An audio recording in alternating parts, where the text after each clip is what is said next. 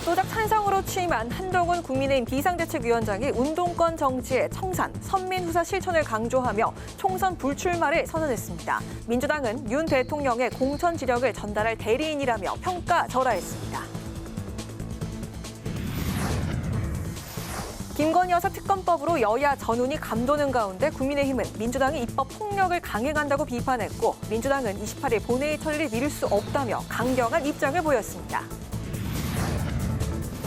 김진표 의장이 이태원 참사 특별법이 정쟁이 돼선 안 된다며 특조위를 전제로 한 특검 조항 삭제 등의 중재안을 제시했습니다. 여야의 수용 여부에 관심이 집중됩니다.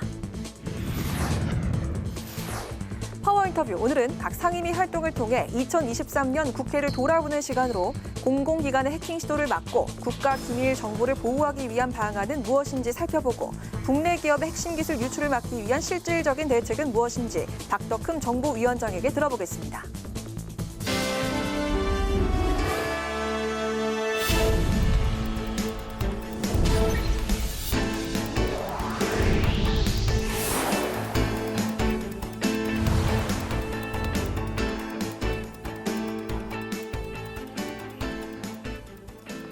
여러분 안녕하십니까? 12월 26일 화요일 국회 라이브 6 시작하겠습니다.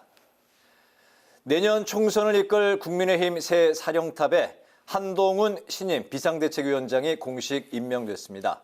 한 비대위원장은 이재명의 민주당이 나라를 망치는 것을 막겠다며 선민 후사의 자세로 자신은 내년 총선에 불출마하겠다고 선언했습니다.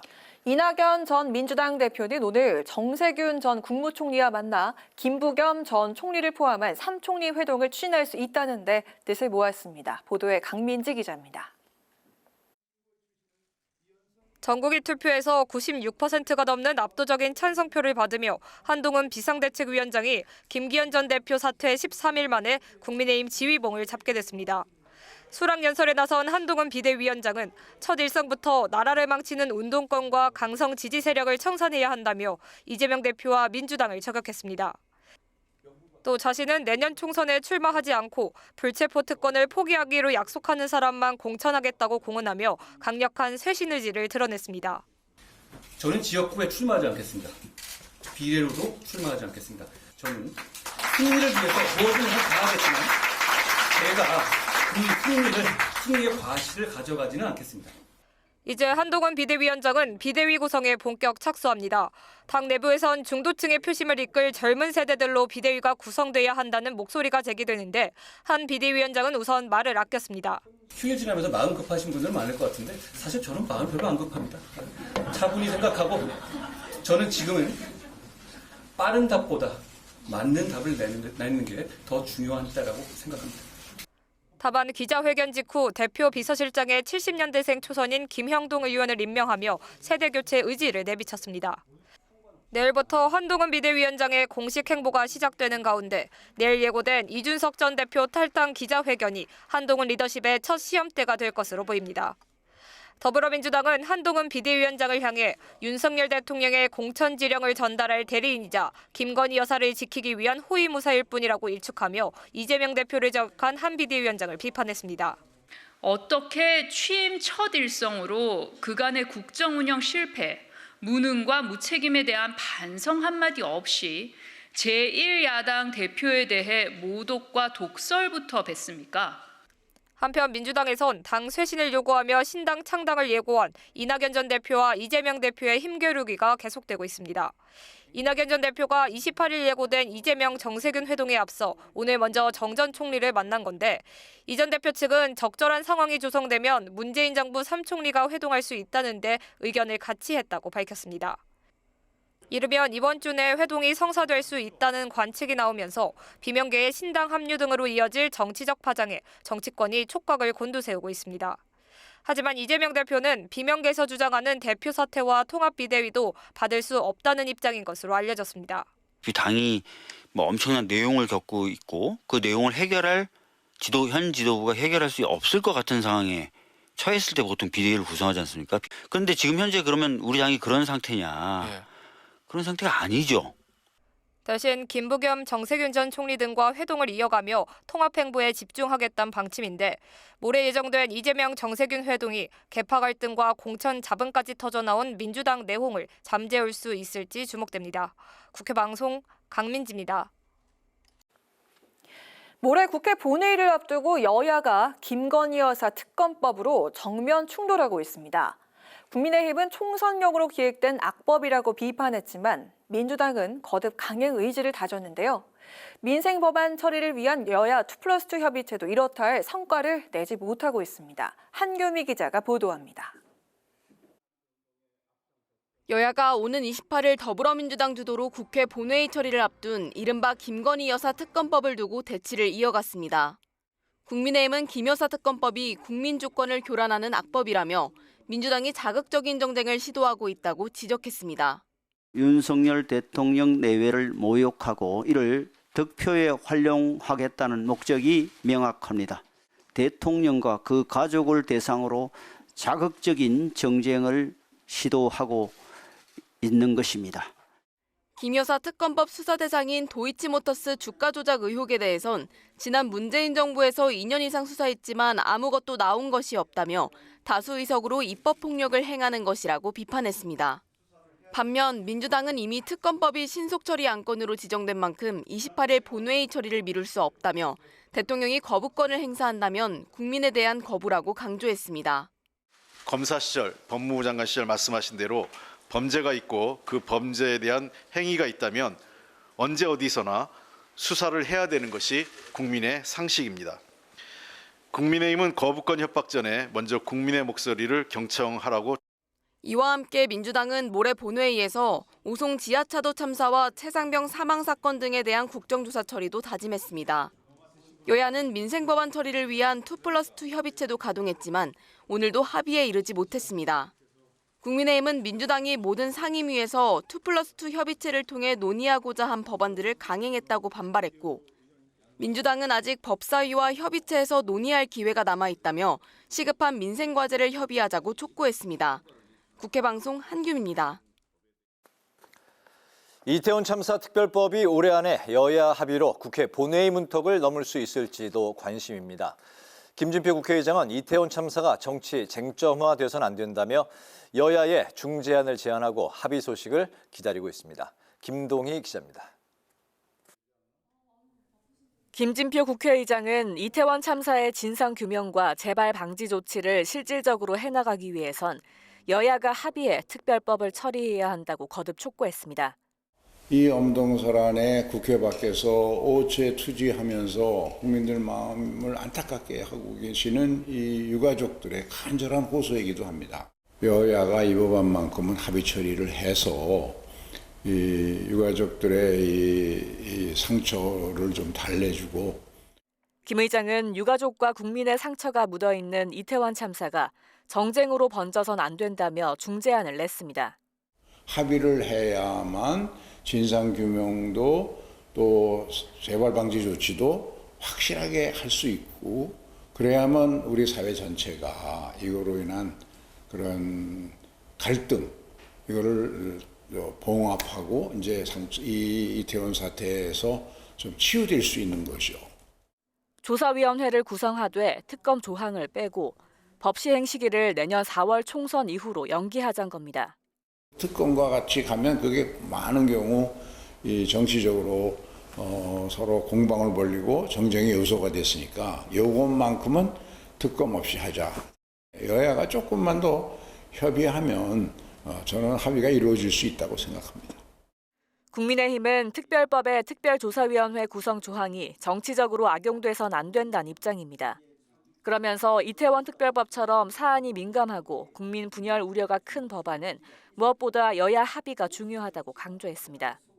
더불어민주당은 특검은 삭제할 수 있다며 한 발 물러났습니다.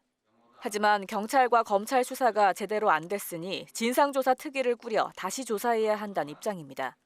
김진표 의장의 중재안 수용 여부는 유가족 측과 협의해 판단하겠다고 밝혔습니다. 국회 방송 김동희입니다.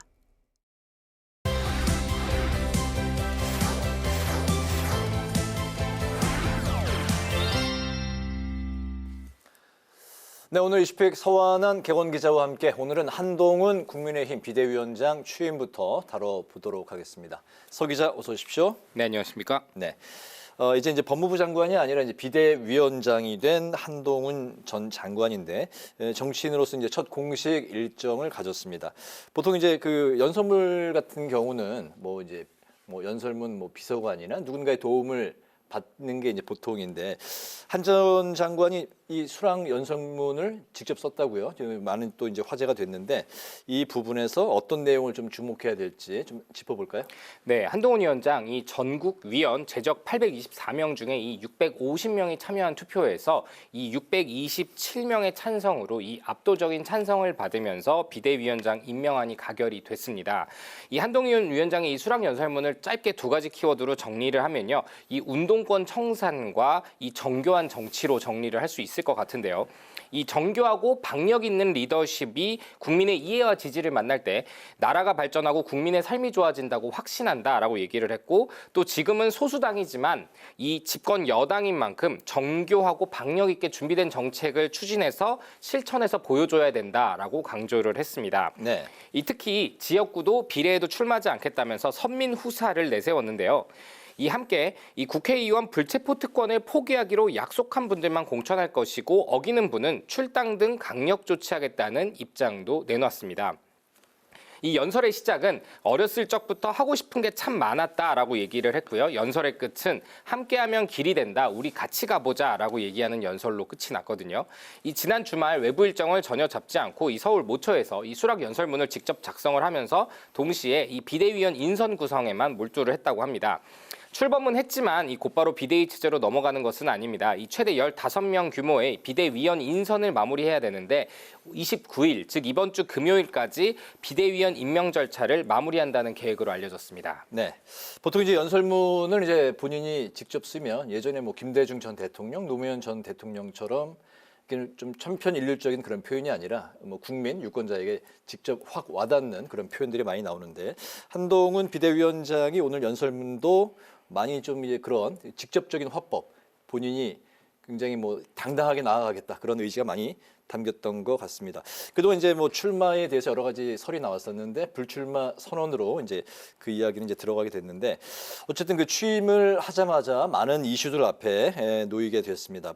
대표적인 게 김건희 여사 특검법이 이제 아닐까 싶은데 국민들 10명 중에 7명 정도 이제 찬성한다. 또 대통령실이 거부권을 쓰면 안 된다. 이런 이제 조사 결과가 나오지 않았습니까? 국민의힘의 입장은 어떻습니까? 네, 일단 지난 19일 법무부 장관이었을 때 한동훈 장관이 김건희 특검법에 대해서 뭐라고 얘기했냐 하면 악법이라고 얘기를 하면서도 시기 등 몇 가지의 위헌적인 요소가 있다라고 지적을 했었습니다. 네. 그러자 곧바로 다음 날 이 조선일보 1면에서 뭐라고 썼냐 하면 총선 후로 시기를 조율하는 방법으로 조건부의 특검 수용 가능성이 있다라고 보도가 나왔거든요.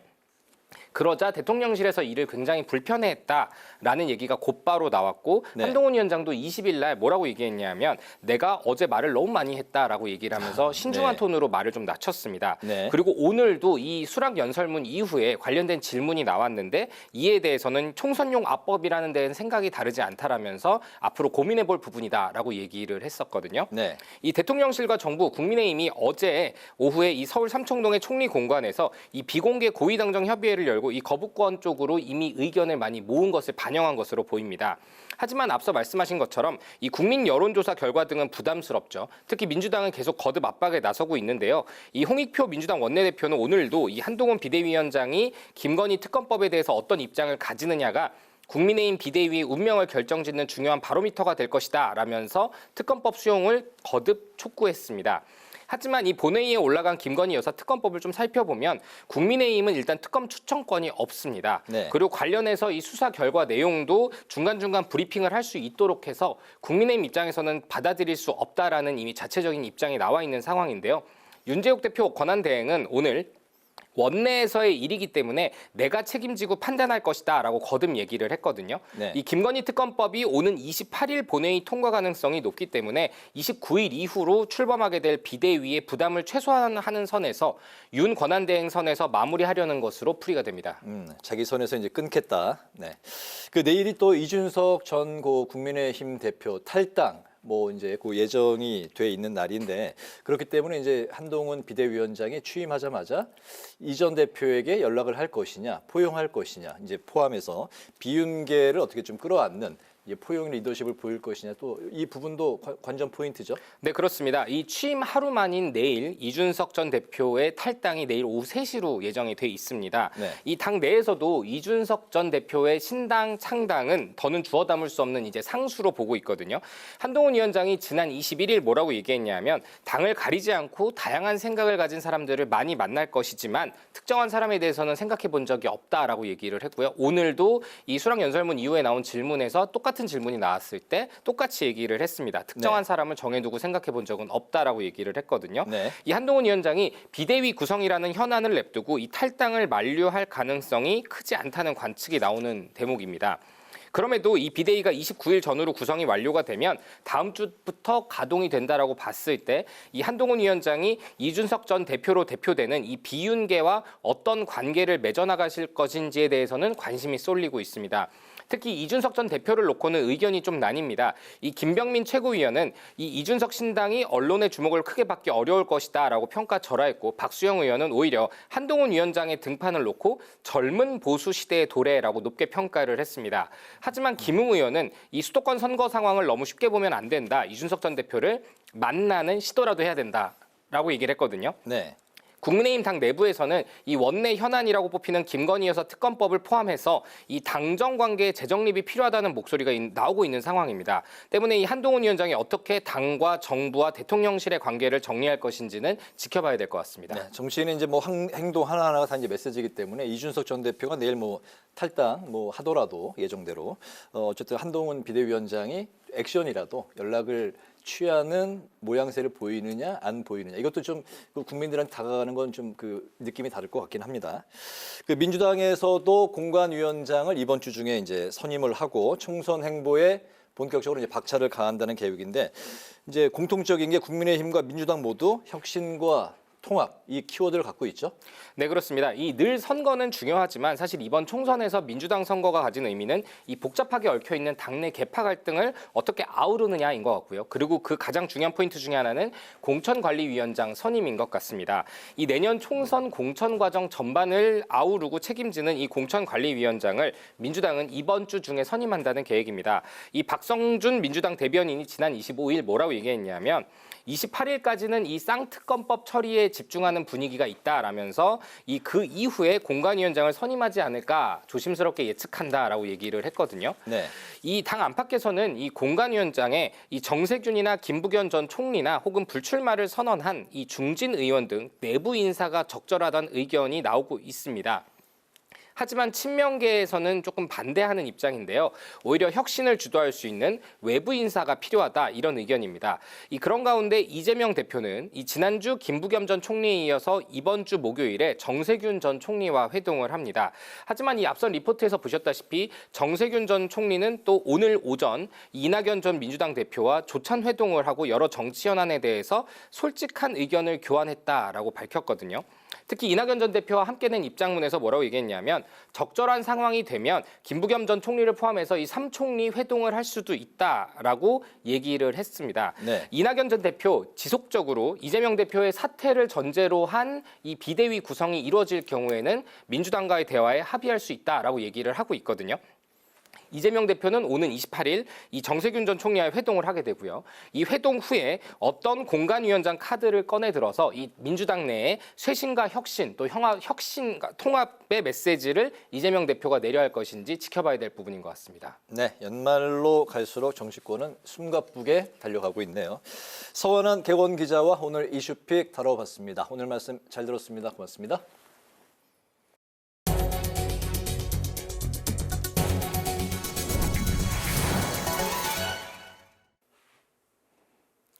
국회 산업통상자원 중소벤처기업위원회가 여야 이견으로 오영주 중소벤처기업부 장관 후보자에 대한 인사청문 경과 보고서를 채택하지 못했습니다. 야당 의원들은 외교관 출신의 오 후보자는 중기부 수장으로서의 전문성이 부족하고 배우자 이력과 증여세 탈루 의혹 등 도덕성에도 문제가 있다며 자진 사퇴를 촉구했습니다.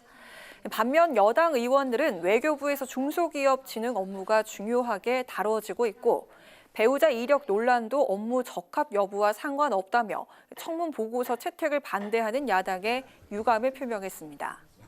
한편 산자중개인은 다음 달 3일 안덕근 산업통상자원부 장관 후보자에 대한 인사청문회를 실시하기로 의결했습니다. 국민의힘은 국가보훈부가 내년 1월 이달의 독립운동가에 이승만 전 대통령을 선정한 것과 관련해 역사 정상화에 의미 있는 진전이라며 환영했습니다. 이만희 사무총장은 원내대책회의에서 이 전 대통령이 이달의 독립운동가에 단 한 차례도 이름을 올리지 못한 건 우리 역사를 이해하는 데 매우 부족했음을 보여준 것이라고 지적했습니다. 이어서 편향된 시선과 비뚤어진 역사관을 걷어내고 이 전 대통령에 대한 올바른 평가와 계승이 이루어지도록 노력하겠다고 강조했습니다. 민주당은 최근 국회 국토위를 통과한 달빛 철도 특별법의 예비 타당성 조사 면제 방침을 두고 예비 타당성 제도의 개선안을 준비해 정부 여당과 협의하겠다고 밝혔습니다.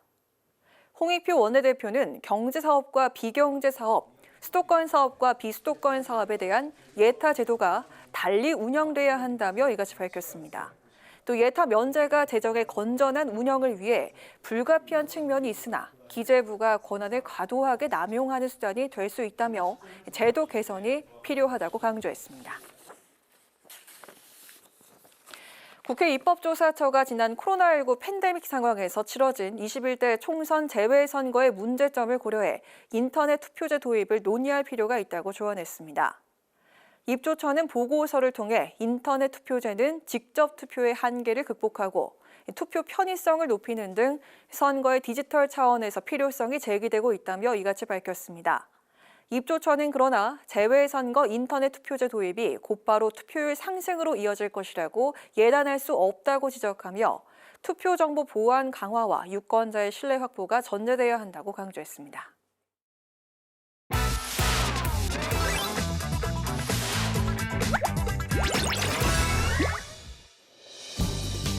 12월 26일 강아랑이 전해주는 정치권의 뜨거운 말말말 강아랑의 정치랑입니다.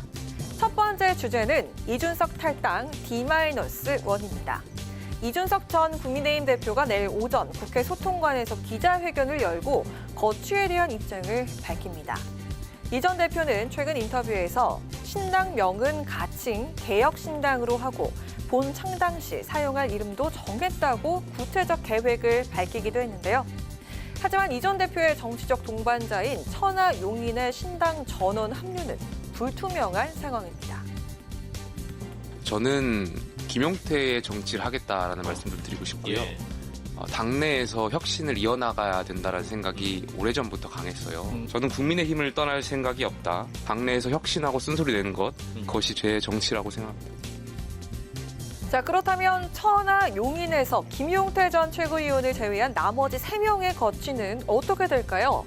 천하람 순천갑 당협위원장과 허은하 의원, 이기인 경기도 의원은 현재 명확한 입장을 밝히지 않고 있지만 내일 이 전 대표의 기자회견에 함께할 가능성은 높은 상황입니다. 이준석 전 대표의 경우에도 자기 스스로도 자기의 정치의 입지를 어떻게 발전해 나가야 한다는 걸 생각을 하는데 지금 순간에 이준석이 만약에 국민의힘에 다시 합류를 한다고 했을 적에 이준석의 정치 생명은 그걸로 끝나는 겁니다. 무엇보다 이 전 대표의 탈당과 한동훈 신임 비대위원장의 취임 시기가 겹치면서 이슈 선점이 쉽지 않은 점도 있습니다. 한동훈 비대위의 난제 중 하나로 이준석 전 대표를 품느냐 마느냐가 꼽히고 있기도 합니다. 앞서 이 전 대표는 당에 남기 위한 3대 조건으로 홍범도 등 이념정치 청산, 해병대 사망사건 특검 수용, 이태원 참사 유족 면담 등을 요구해 왔는데요. 하지만 한동훈 신임 비상대책위원장이 이를 받아들이면서 이 전 대표를 설득할 가능성은 그리 높지 않은 상황입니다.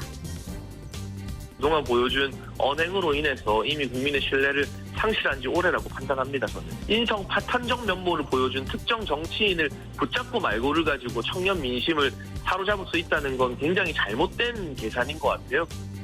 10년이 되면 새로운 비대위가 어디를 가는지, 어떤 정책 행보를 보이는지 또 어떤 사람을 만나는지가 많은 뉴스가 될 겁니다. 근데 이준석 전 대표가 나가서 신당을 차리는 게 본인 스스로 발광하는 빛을 내는 신당이 아니라 한동훈의 행보에서 뭔가 한동훈 비대위원장이 만났을 때 뉴스화가 되게 된다면 이런 건 이제 그 본인 스스로가 주체가 아닌 객체로 전락되는 신당이 될 수도 있거든요. 이준석 신당에 대한 회의론이 잇따라 확산하면서 동력을 잃어가는 분위기 속 내일 이 전 대표가 어떤 메시지와 비전을 제시할지 귀추가 주목됩니다. 두 번째 주제, 이달의 독립운동가입니다. 이승만 전 대통령이 국가보훈부가 뽑은 내년도 이달의 독립운동가 중 한 명으로 선정됐습니다. 보훈부는 이 전 대통령의 공적에 대해서 1919년 중국 상하이에서 대한민국 임시정부 대통령을 역임하였고 한국의 독립을 세계에 호소했다고 강조했는데요. 1992년 이달의 독립운동가 선양사업이 시작된 이래 이 전 대통령이 그 주인공이 된 것은 이번이 처음으로 무려 33년 만의 일입니다. 매우 늦었지만 뜻깊은 결정이고 역사 정상화의 의미 있는 진전이라고 생각합니다. 편향된 시선, 비틀어진 역사관을 걷어내고 이승만 대통령에 대한 올바른 평가, 발전적 개성이 이루어질 수 있도록 노력해 나가겠습니다. 야권은 1960년 4.19 혁명의 근본 원인이 된 이 전 대통령의 장기 집권 시도 등을 문제 삼으면서 윤석열 정부를 강하게 비판했습니다. 윤석열 정부는 청산되지 않은 친일 세력의 후계를 자처하려는 것입니까? 대한민국을 친일 매국 사관으로 오염시키려고 하다니 기가 막힙니다. 이승만 국보론을 띄우려 이달의 독립운동가를 발판 삼으려는 것은 아닌지 의심스럽습니다. 당장 철회하십시오. 이처럼 여야의 평가가 엇갈리는 건 미국 의회와 행정부를 대상으로 청원 외교를 하며 독립운동에 헌신한 공도 있지만 6.25 전쟁 중 한강 인도교를 폭파한 무책임한 형태와 4.4 5.입 개헌으로 상징되는 장기 독재자라는 부정적 평가를 동시에 받고 있기 때문입니다. 민주당은 수많은 독립 영웅과 독립운동의 역사를 조롱하는 만행이라고 비판하지만 국민의힘에선 민주당의 시대착오적인 역사 인식이야말로 독립 영웅을 모독하는 거라고 반박하고 있는 상황. 오늘 강정의 보훈부 신임 장관이 취임한 가운데 여야를 비롯한 우리 정부가 객관적이고 제대로 된 역사적 평가로서 국민에게 신뢰를 받길 바랍니다. 지금까지 강하랑의 정치랑이었습니다.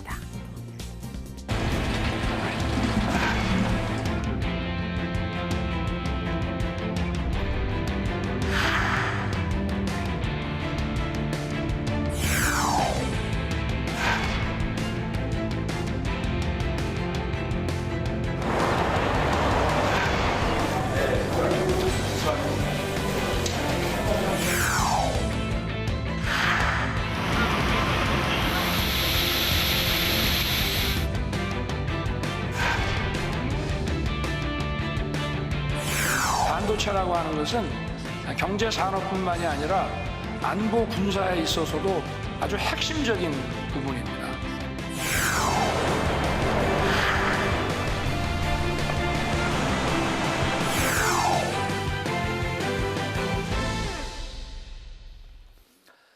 네, 각 상임위 활동을 통해 2023년 국회의 성과와 과제를 돌아보는 시간.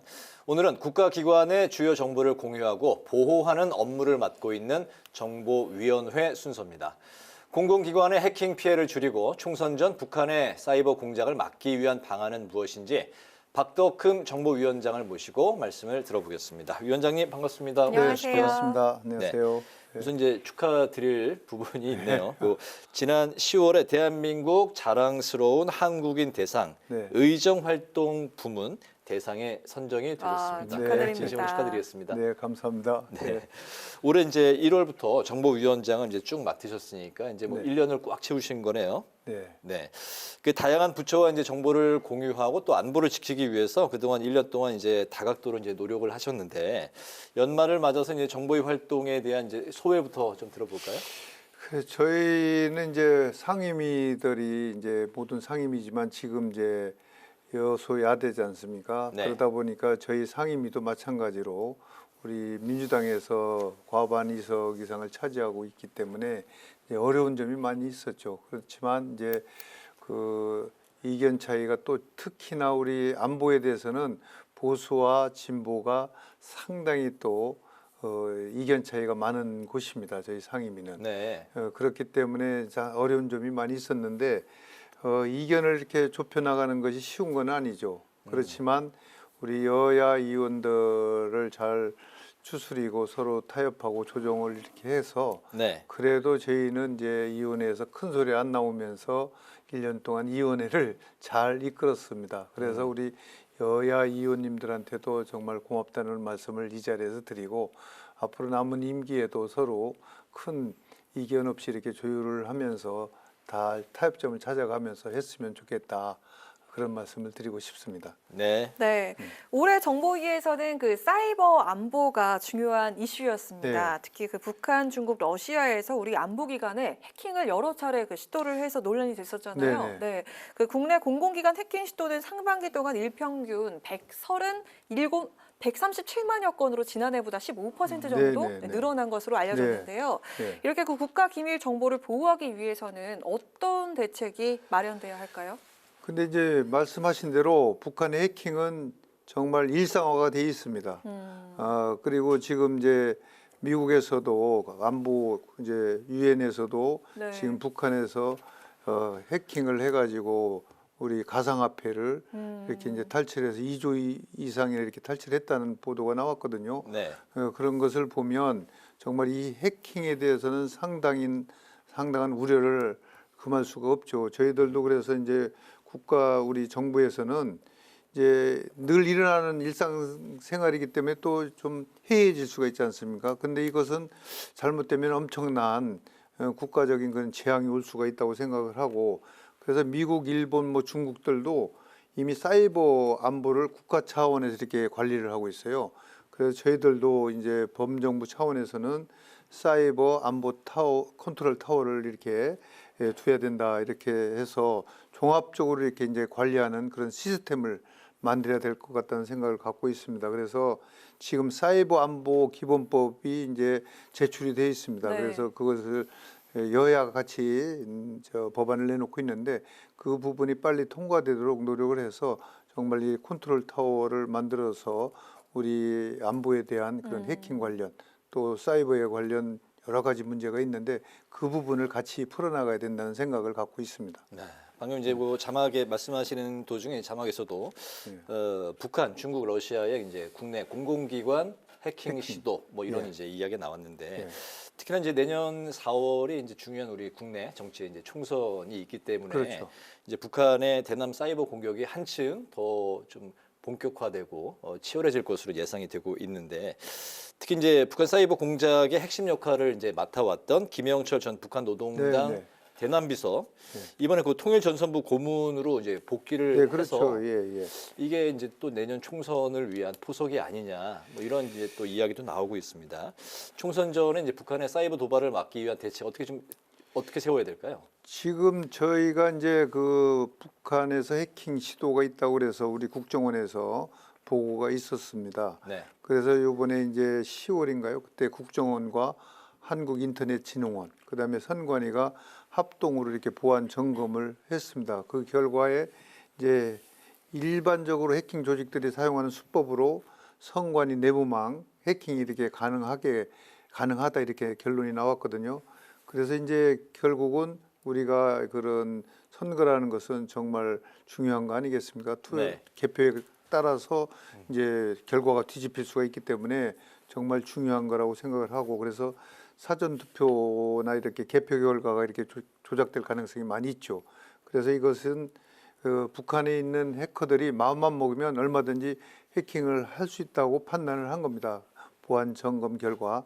그래서 이제 대책으로 이제 선관위가 내년 총선에서는 모든 투표지에 사람이 이제 직접 확인을 하게끔 이렇게 한다고 얘기를 하고 있고 또 유관 심사 절차를 강화하겠다 이렇게 또 발표를 했습니다. 그래서 지금 어떤 분들은 뭐 AI 시대에 또 아날로그로 다시 후퇴하는 거 아니냐는 우려도 하지만 지금 선진국에서도 지금 이렇게 다시 이제 수작업으로 이렇게 가는 경우가 네. 많이 있습니다. 그래서 독일, 프랑스, 뭐 캐나다나 이런 데서도 지금 이렇게 전자 개표기가 위험하다, 해킹당해서 잘못될 수가 있다는 것을 인지를 하고 거꾸로 수개표 제도로 이렇게 전환을 했습니다. 네. 그래서 저희들도 그 부분에서 중점적으로 선관위한테 이제 얘기를 하고 그래서 선관위도 지금 말씀드린 것 같이 지금 그런 식으로 진행을 하려고 수개표 보고 육안으로 확인하고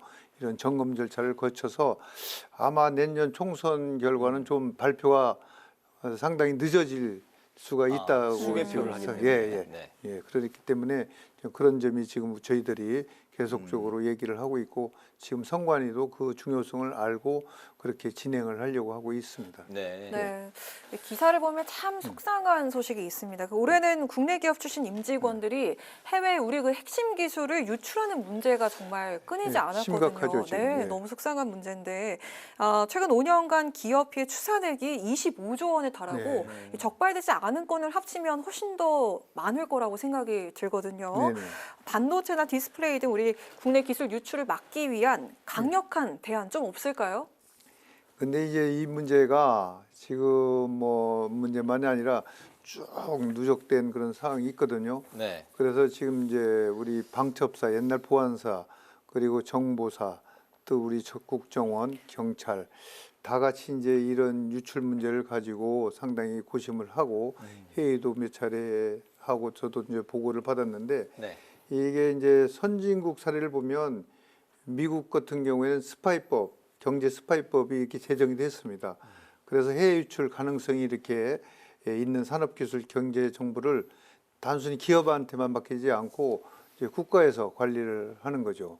그래서 그것이 이제 안보하고 또 직결된 그런 부분도 있습니다. 그것이 왜냐하면 방위 산업체의 기밀이 또 중요하잖아요. 또 기업의 디스플레이라든가 반도체도 중요하지만 방위 산업에 대한 그런 안보도 상당히 중요하기 때문에 그래서 지금은 이제 우리가 일본에도 지금 내각 정보조사실을 이렇게 주축으로 이렇게 기업 및 단체가 유기적으로 이렇게 협력해서 산업 기밀 보호를 활동을 이렇게 하고 있거든요. 그래서 우리나라도 이제 산업 기술 유출에 대한 처벌을 강화하는 그런 개정안이 현재 산자위에서 통과를 되고 있습니다. 그래서 아마 본회의에서 통과되면 그 처벌 강화가 되고 또 내부 고발자가 있어야 됩니다. 이것은.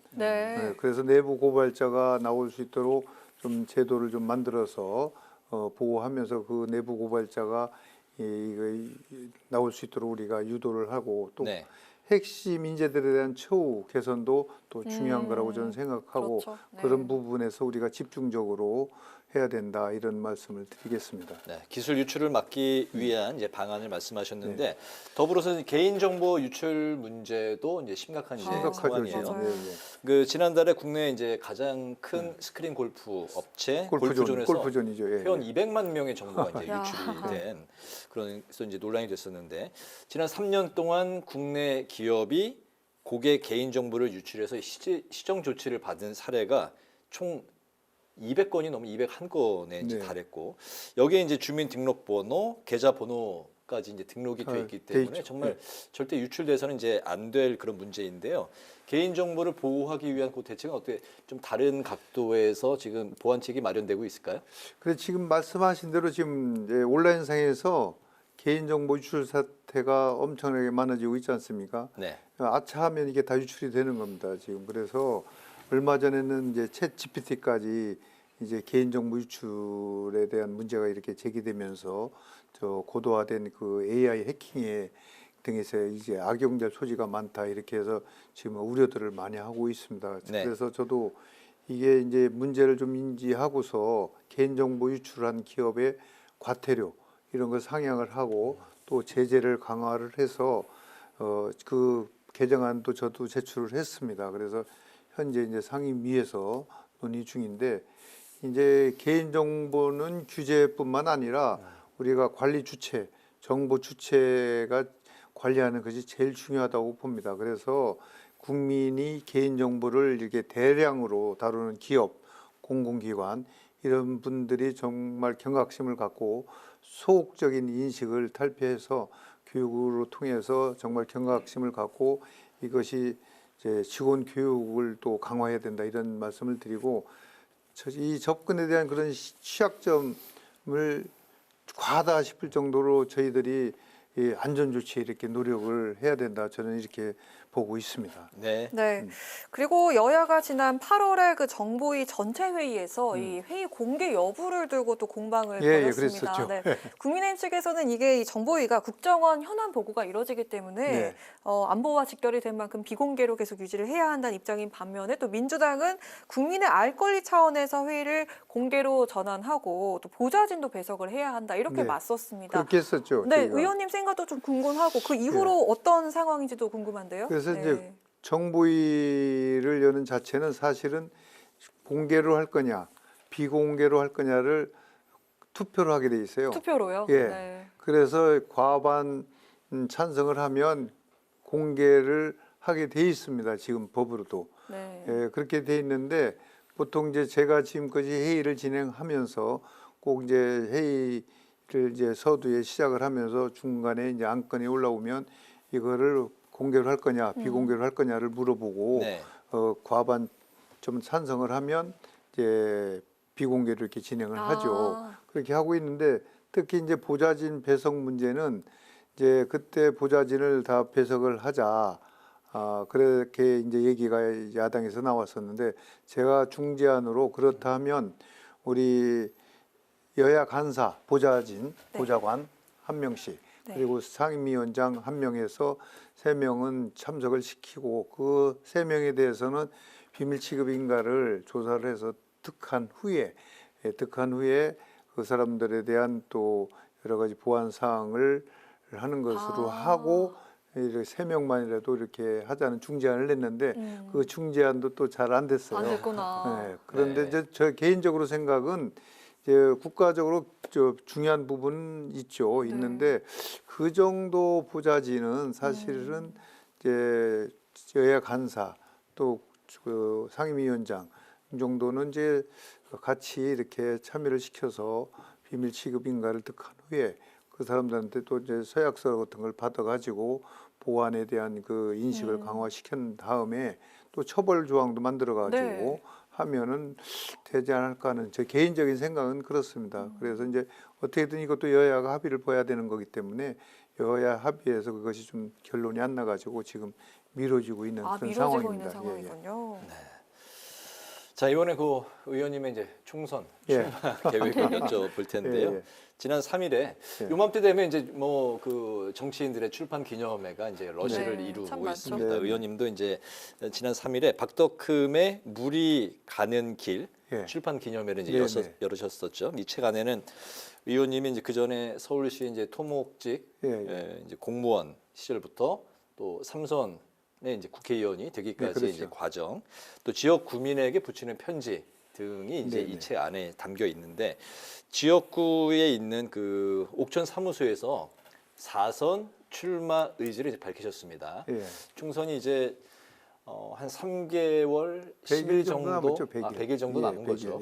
지금 출마 계획을 좀 들어볼까요? 네, 저는 이제 그때 제가 이제 삼선하는 동안에 출판 기념회는 안 했었습니다.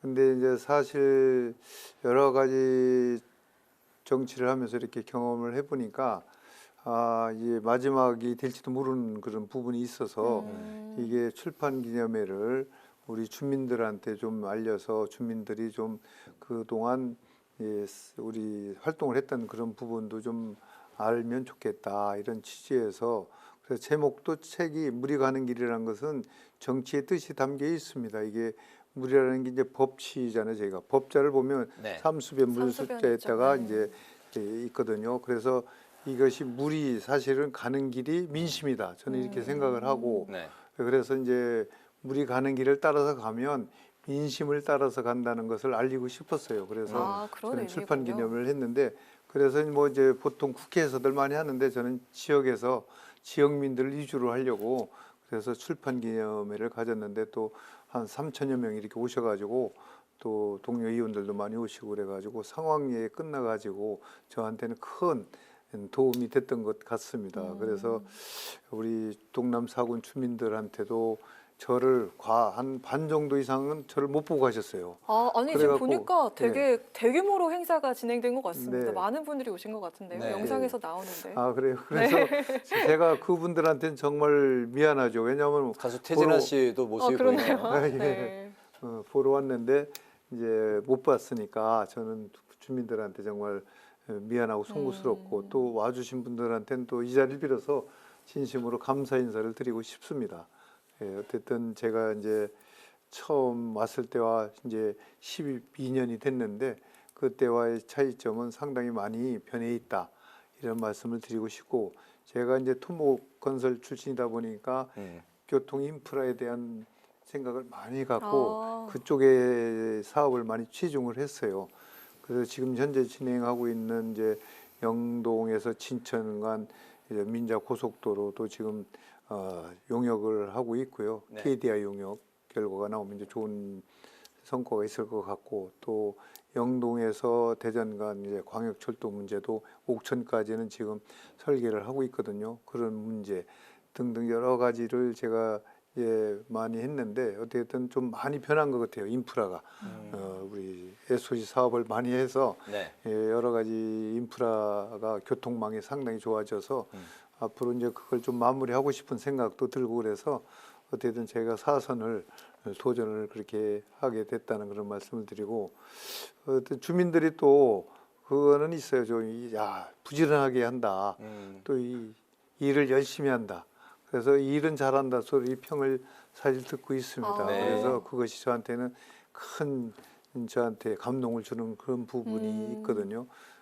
그래서 저도 뭐 여야가 없이 저는 같이 이제 일을 해야 된다는 생각을 갖고 있어요. 그래서 여야 일을 할 때는 여야가 없이 같이 힘을 합해서 우리 지역 발전을 위해서 일을 해야 된다 이렇게 생각해서 저희 지역에도 4개군인데 옥천군은 야당 군수예요.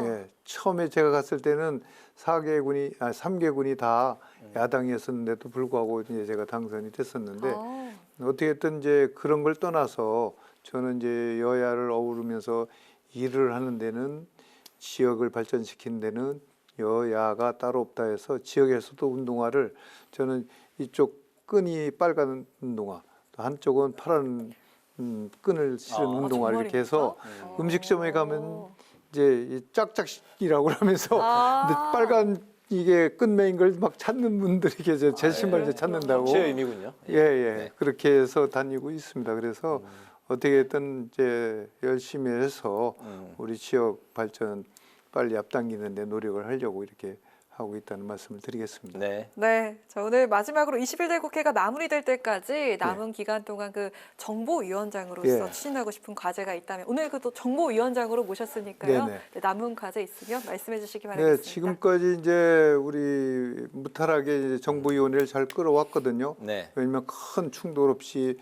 소리 없이 사실 진행해 왔는데 남은 임기 동안에도 그래도 이제 여야가 협상을 하면서 서로 타협점을 찾으면서 이 상임위를 잘 끌어왔다 이런 평을 끝까지 듣고 싶습니다. 그래서 저는 이제 타협하고 또 서로 양보하는 그런 부분에 있어서 잘 조율해가지고 잘 끝내도록 이렇게 노력을 하도록 하겠습니다. 네. 이렇게 정보위에서 이제 소리 없이 또 충돌 없이 잘 이끄신 건 위원장님의 그 덕이 아니신가 생각이 듭니다.